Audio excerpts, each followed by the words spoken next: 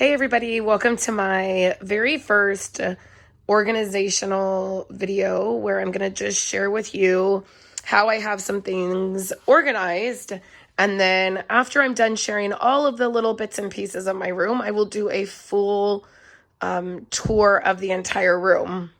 So we're going to first dive in to this piece right here. And that is because these 4 bins right here are all of my pretty packaging items. And that is what I want to share with you today. I talked about pretty packaging on a Monday.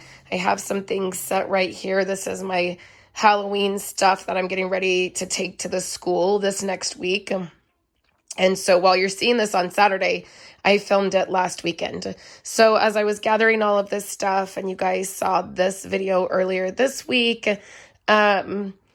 I wanted to share with you guys where I organize all of my pretty packaging items. One of the things that I like to do is when anything that is packaging related, such as this kind of stuff, when it goes on the clearance rack for Stampin' Up, I stock up on it. And so because of that, I always have a lot of items on hand. So let me just give you an overview of what this is, and then we'll dive into these 4 bins right here. So this right here is a closet-made cube, and it is right next to a IKEA calyx unit. So the main difference between these 2 units is I think these squares are 13 by 13, and these are 11 by 11. So these will hold anything 12 by 12, and then these will not. The other reason I use both in my craft room is you can see the IKEA unit is really thick, and then the closet mate is thinner. And so there's spots in my office here where this is too bulky. And so that's why I didn't just use all IKEA calyx units.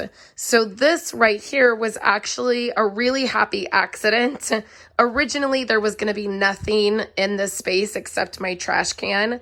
And I accidentally ordered too many of the closet mate cubes.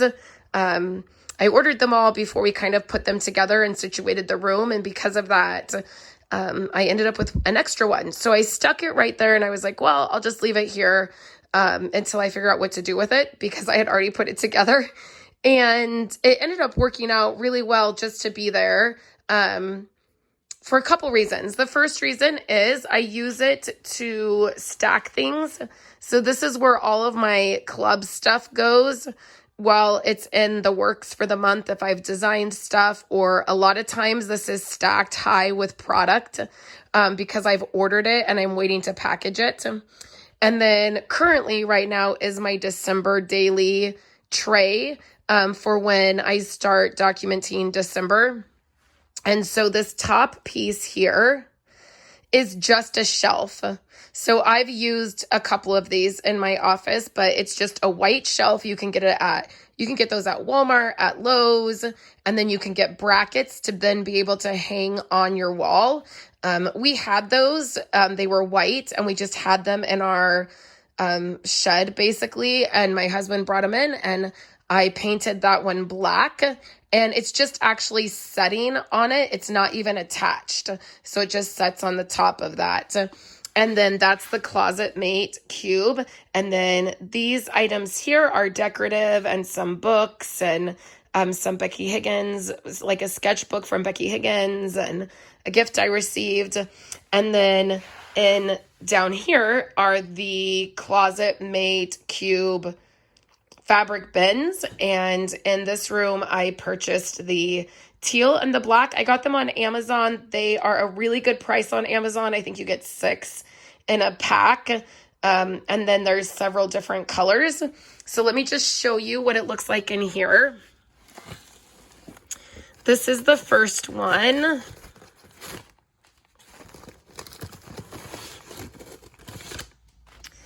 And you can see that I have a lot of different bags and boxes, see little bags,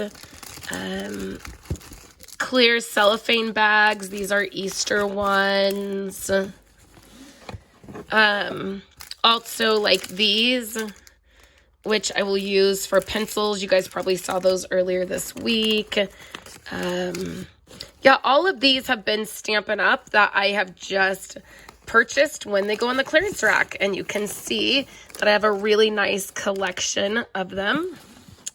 And then what is sitting on top are just these are in the catalog currently right now, and they're the coffee containers. And then these treat bags are just sitting on top. I'm probably going to use all of those this Christmas. And then my mini coffee cup template to help wrap the cups. And then I have these, which you guys saw. Those are those boxes. And I just tucked those on the side. And then in here, again, are some decorative straws.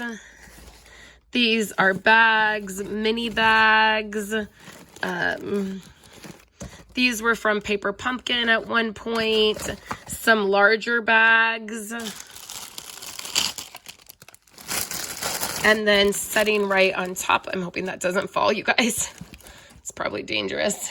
Setting right on top are these treat tubes in this little box.